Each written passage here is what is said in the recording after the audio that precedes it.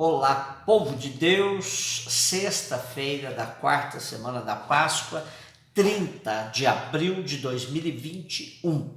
A nossa reflexão de hoje é a partir de Atos 13, de 26 a 33 e de João 14, de 1 a 6. Damos continuidade ao discurso de Paulo na sinagoga de Antioquia da Psídia, que começamos a ler ontem.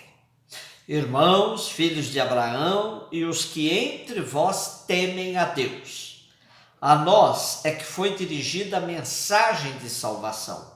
Com efeito, os habitantes de Jerusalém e os seus magistrados não conheceram Jesus e, sentenciando-o, cumpriram os oráculos dos profetas que cada sábado são lidos.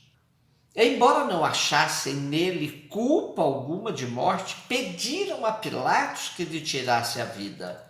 Depois de realizarem todas as coisas que dele estavam escritas, tirando-o do madeiro, puseram-no num sepulcro. Mas Deus o ressuscitou dentre os mortos. Durante muitos dias apareceu àqueles que com ele subiram da Galiléia a Jerusalém, os quais até agora são testemunhas dele junto ao povo. Nós vos anunciamos a promessa feita a nossos pais, Deus a tem cumprido diante de nós, seus filhos, suscitando Jesus, como também está escrito no Salmo 2: Tu és meu filho, eu hoje te gerei. O esforço de Paulo segue no sentido de convencer seus compatriotas de que Jesus é o Messias anunciado pelos profetas e esperado com tanto ardor. Forte nessa argumentação é a explicitação de que Jesus é o descendente de Davi, prometido, e isto se comprova na sua morte, na sua ressurreição e na sua exaltação como Messias. Toda a história das promessas e das preparações culmina no tempo atual. Agora para nós veio a mensagem da salvação. Entre todos os momentos da história, Deus escolheu o tempo atual. É agora o tempo da salvação. Então, tal mensagem desemboca naturalmente numa forte exortação. Paulo também acusa os judeus de Jerusalém de terem matado Jesus, pois os judeus da Antioquia da Psídia em nada participaram durante o processo de paixão e morte de Jesus.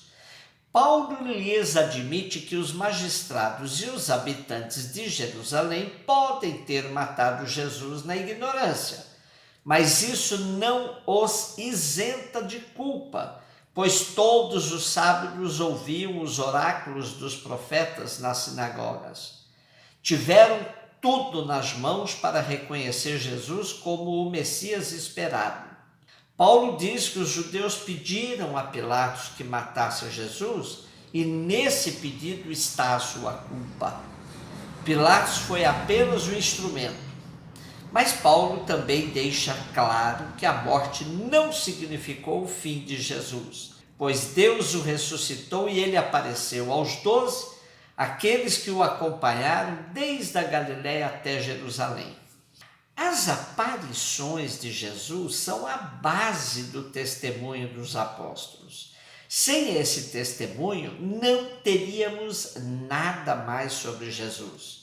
E a citação do Salmo 2, Tu és meu filho, eu hoje te gerei, se referia à entronização do rei em Israel. Mas o sentido messiânico era antigo e os cristãos aplicaram o versículo à ressurreição de Jesus. Amanhã concluiremos a leitura deste longo discurso de Paulo na sinagoga da Psídia e veremos que Paulo conseguiu dividir a sinagoga, mas que uma parte vai tramar um esquema de difamação e perseguição, culminando com a expulsão de Paulo e seus companheiros da cidade. João 14, de 1 a 6, diz Jesus: Não se perturbe o vosso coração. Credes em Deus? Crede também em mim. Na casa do meu Pai há muitas moradas. Não for assim, eu vos teria dito, pois vou preparar-vos um lugar. E depois de ter ido e vos preparar um lugar, voltarei e os levarei comigo, para que onde eu estou também vós estejais. E vós conheceis o caminho para ir aonde eu vou. Disse-lhe Tomé: Senhor, não sabemos para onde vais. Como podemos conhecer o caminho? Ao que Jesus respondeu: Eu sou o caminho, a verdade e a vida. Ninguém vai ao Pai senão por mim. O capítulo 13 terminou numa conversa de Jesus com Pedro, que lhe pergunta: Senhor, para onde vais? E Jesus responde: Para onde eu vou não podeis seguir-me agora, tu me seguirás mais tarde. E Pedro contesta: Senhor, por que eu não posso seguir-te agora? Darei a minha vida por ti. E aí a gente já sabe que Jesus termina fazendo Pedro conhecer a sua fragilidade, pois o negará ainda 3 vezes. É claro que o clima terminou tenso. Capítulo 13 termina com o clima tenso entre eles, Jesus dizendo que vai, que eles não podem ir agora e tal.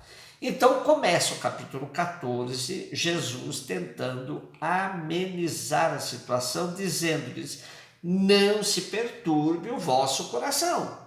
E apela para que creiam nele como creem em Deus. O coração é a sede das decisões, portanto, seria como dizer: não titubeiem e tenham a firmeza de Deus em vocês. Quando Jesus diz que na casa do Pai há muitas moradas, os estudiosos da Bíblia, procurando o sentido exato da palavra moradas, a relacionam com outros textos da época que a usavam para se referir a uma parada noturna ou ponto de pouso para um viajante em sua jornada. Outros a referem às estações do caminho para Deus, que poderia sugerir estágios que a alma na sua escalada faz para purificar-se até o seu destino final. Ainda há quem entenda essa morada como o túmulo, no sentido de um lugar de repouso ou um lugar para morar em paz depois das lutas da vida. Porém, a interpretação mais comum é aceitar que a casa do Pai é ampla e tem espaços para todos os que crerem em Jesus, em Deus.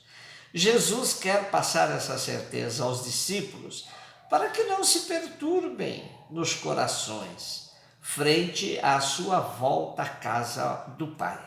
E Jesus passa tanta certeza aos discípulos que lhes afirma que, se fosse de outra forma, ele próprio teria avisado a eles: podem crer em minhas palavras, pois se não houvesse espaço para vocês na casa do Pai, eu mesmo já lhes teria dito. A certeza da moradia garantida na casa do Pai, que Jesus garante porque foi na frente para preparar um lugar a todos os que creem nele e que creem em Deus, não pode servir, essa certeza, de desculpas para acomodações. Alcançar essa graça tem sempre os dois lados da prática cristã. Por um lado, confia-se plenamente que a salvação é dom de Deus. Por outro lado, enquanto estamos na história, temos de ser sinais de que essa graça, esse dom é real e ofertado a todos que se decidem seguir Jesus no dia a dia.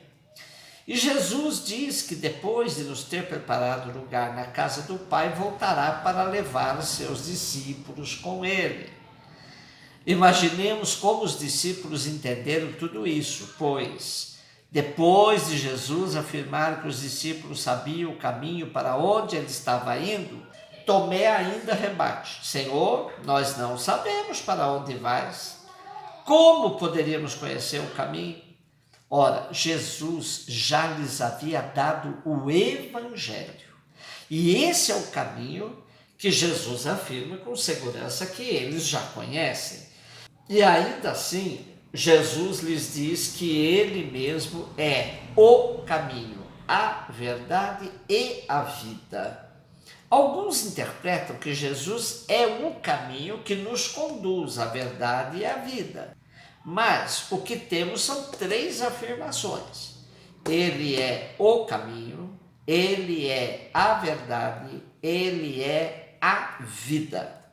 O nosso texto de hoje termina com a afirmação de Jesus de que ninguém vai ao Pai senão por ele.